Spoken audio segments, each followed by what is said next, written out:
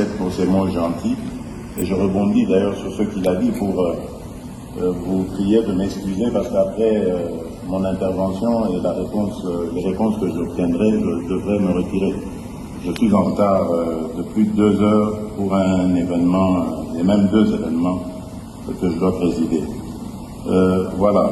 Je reviens, permettez-moi, encore sur le monnayage, parce que une de mes représentantes, qui est aussi candidate à la députation nationale, a été plaidée pour quelques-uns de ses électeurs dont la carte a connu des problèmes de défectuosité.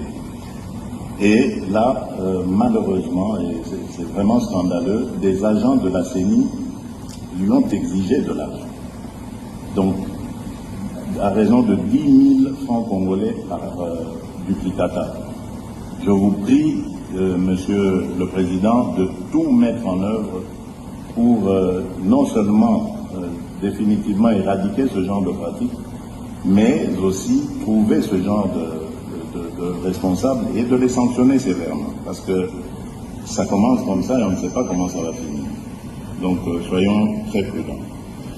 Alors, je voudrais aussi faire une autre observation à propos du décalage horaire entre la zone ouest et la zone est. Est-ce que le fait qu'à l'est, le scrutin se terminera avant, 1 heure avant normalement, il sera clôturé 1 heure avant l'ouest, ne risque pas de donner l'occasion à certains mal intentionnés de faire des... je pensais ici, par exemple, à 1 heure conventionnelle, uniquement pour ce jour-là, d'avoir une même zone horaire sur toute l'étendue du territoire national. Serait-ce possible d'en arriver là? Et ainsi, on pourrait commencer à 6 heures pour tout le monde, 6 heures à Kinshasa, en supposant par exemple qu'à l'Est, pendant qu'il sera 7 heures, on ramène l'heure à 6 heures aussi, et on le fait. Donc on le voit par exemple en Europe, il y a des moments où on passe à l'heure d'été et à l'heure d'hiver. Donc c'est possible, c'est une convention, il suffit simplement de se mettre d'accord tous ensemble. Et ainsi, il n'y aura pas de suspicion ci et là. Alors, quelqu'un a posé cette question ici. Comment est-ce que vous entrevoyez la gestion de l'ouverture des bureaux de vote? Parce que je me souviens, en 2018, il y a eu énormément de problèmes à certains endroits. Il y a eu des bureaux qui ont ouvert plusieurs heures en retard.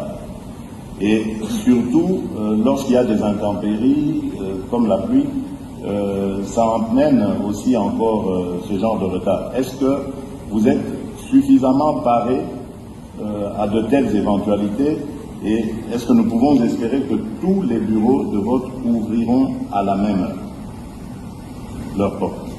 Voilà, donc c'est ce que je tenais à vous dire.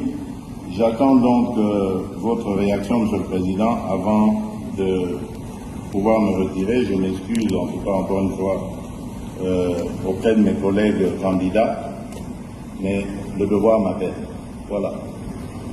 Excusez-moi, Monsieur le Président, puisque le candidat numéro 20 va partir et que je prévoyais de poser une question de régularité et d'égalité qui est en rapport avec le pouvoir qu'il exerce encore, et je voudrais, Monsieur le Président, que dans le cadre de la régularité du principe d'égalité, nous, les candidats présidents de la République, on devait bénéficier des mesures de sécurité que doit nous garantir le président de la République sortant. Et je voudrais qu'il nous dise, avant de partir, quelles sont ces mesures. Parce que si nous sommes égaux en tant que candidats, mais nous ne le sommes pas en réalité, parce que pour que le président candidat arrive ici, la route était barricadée partout et il a pu arriver tranquillement.